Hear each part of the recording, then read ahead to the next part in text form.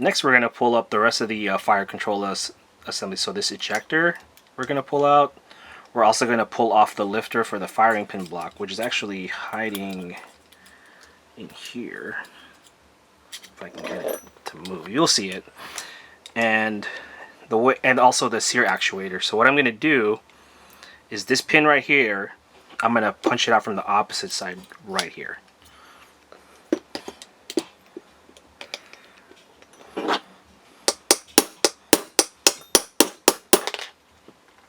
Okay, pin fell out. So now we can pull off the ejector plate plus the Sear actuator here.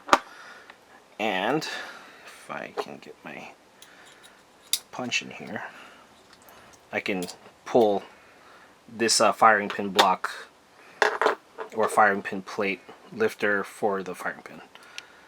And then next we're going to remove the Sear assembly.